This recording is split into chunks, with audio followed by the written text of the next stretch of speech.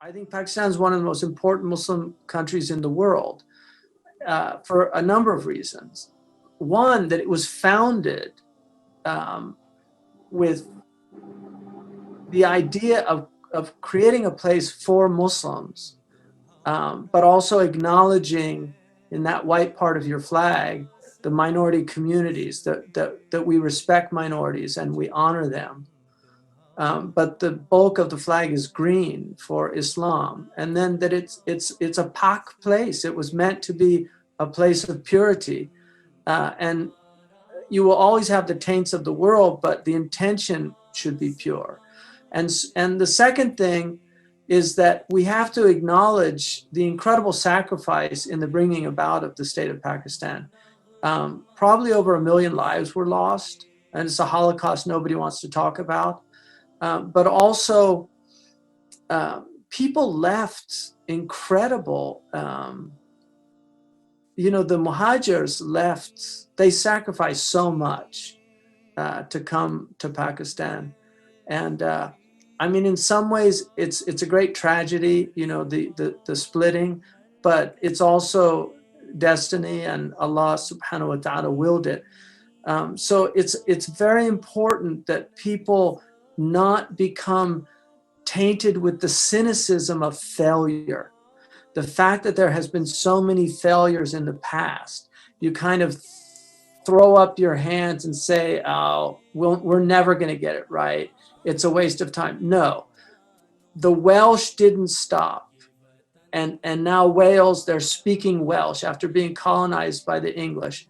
They're speaking their own language. The Irish never, 800 years, they fought for their freedom, and they got their freedom, and they're still struggling.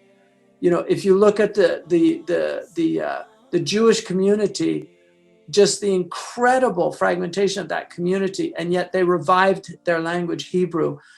Those are things that we have to marvel at.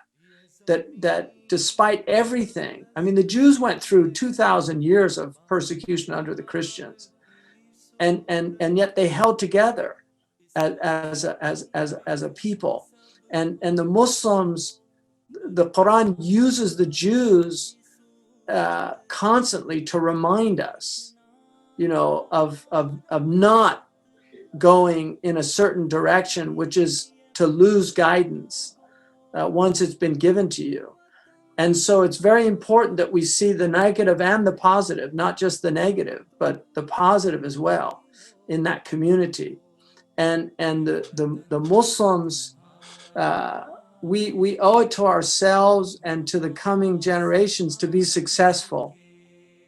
This is an obligation on us to be successful, because this is our religion, and we believe it's true, despite the fact that it's fallen on hard times and our communities are beleaguered in many places.